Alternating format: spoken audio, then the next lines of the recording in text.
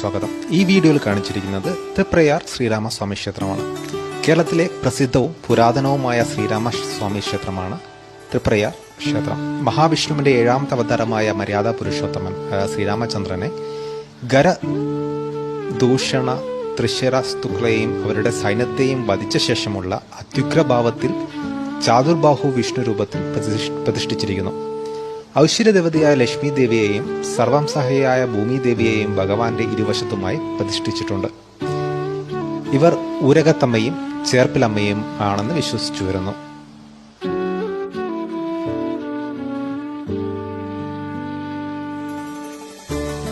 തൃശൂർ ജില്ലയുടെ പടിഞ്ഞാറു ഭാഗത്തായി നാട്ടിയ ഗ്രാമപഞ്ചായത്തിൽ തൃപ്രയാർ എന്ന സ്ഥലത്ത് കരുവന്നൂർ പുഴയുടെ കൈവഴിയായ തിവ്ര നദിയുടെ, അതായത് ഈ നദി ഇന്ന് കാനോലി കനാലിന്റെ ഭാഗമാണ്, കരയിലാണ് ഈ ക്ഷേത്രം സ്ഥിതി ചെയ്യുന്നത്.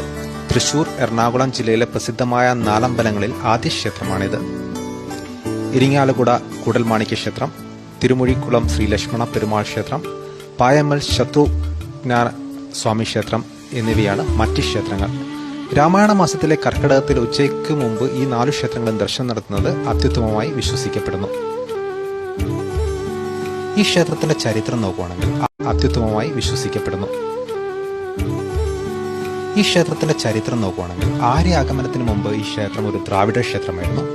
ശാസ്താവായിരുന്നു മുഖ്യ പ്രതിഷ്ഠ നടന്നത്. പിന്നീട് ആര്യവൽക്കരണത്തിന് ശേഷം ശാസ്താവിന്റെ പ്രതിഷ്ഠയെ പുറത്തേക്ക് മാറ്റുകയും പകരം ചാതുർബാഹുവായ ശ്രീരാമനെ പ്രതിഷ്ഠിക്കുകയും ചെയ്തു. ഇടക്കാലത്ത് ക്ഷേത്രം ബുദ്ധമതക്കാരുടെ കേന്ദ്രമായിരുന്നു. അതിന്റെ തെളിവുകളും അവശേഷിപ്പുകൾ ഇന്നും ക്ഷേത്രത്തിൽ കാണാം. തൃപ്രയാർ ക്ഷേത്രം ഒരു കാലത്ത് സാമൂതിരി ഭരണത്തിന് കീഴിലായിരുന്നു. പിന്നീട് ഡച്ചുകാരും മൈസൂർ രാജാക്കന്മാരും അതിനുശേഷം കൊച്ചി രാജവംശവും ക്ഷേത്രം അധീനതയിൽ വെച്ചു. ഇപ്പോൾ കൊച്ചിൻ ദേവസ്വം ബോർഡിന്റെ കീഴിലാണ് ഈ ക്ഷേത്രം.